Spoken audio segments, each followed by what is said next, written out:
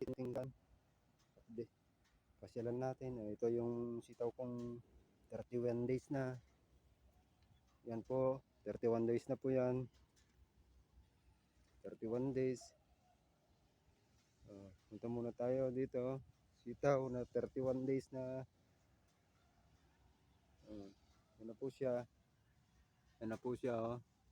Rami ng sangang gumagapang. 31 days. Yan po siya. Hanggang dun po. Yan po yan. Dito natin, 31 days na po siya mula sa pagkapunla. And mayabong na po siya. Maganda-ganda na yung mga talbos niya. Na po siya. Na po siya. Maganda na. Ang ganda na ng mga talbos niya. Nasitaw natin na 31 days pa lang po siya. Yan po. Yan po siya. 31 days.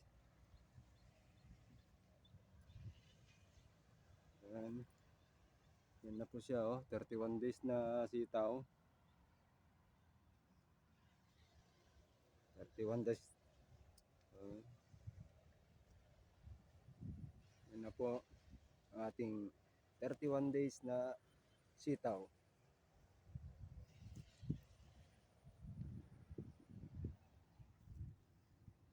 Yan na po ang puno niya, malalaki. Lalaki po ang puno.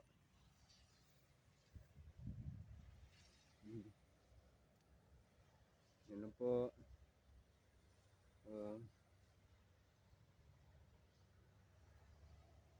Ganyan lang pong ginawa kong paakyatan niya.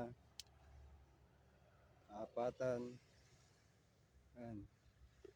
So, puntahan natin itong sitaw na maliliit natin ngayon. Ito pong maliliit na sitaw natin. Yan.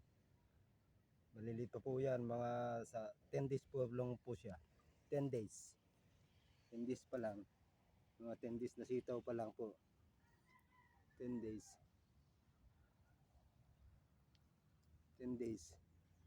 10 days pong sitaw yan. Hanggang doon po sa dulo. Kung gano'ng kahaba yung 31 days na sitaw, gano'n din kahaba yung sitaw na 10 days. Yan po siya.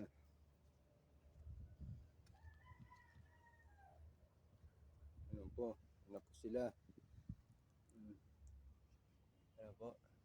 Yung sitaw na 10 days. 10 days po nating sitaw.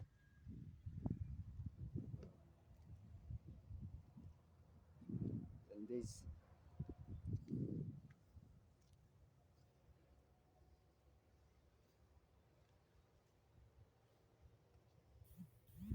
Mga 10 days pong sitaw yan. Ito siya. Ayan po. Mga 10 days na sitaw. Ayan. Mga 10 days na sitaw po yan. Mga 10 days po na sitaw.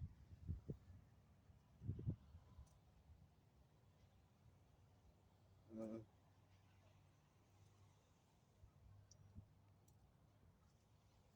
10 days na sitaw.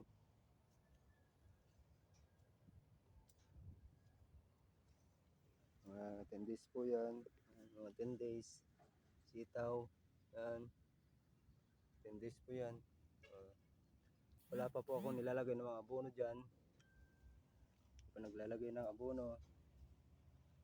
Kasi mataba naman po ang lupa. Yan.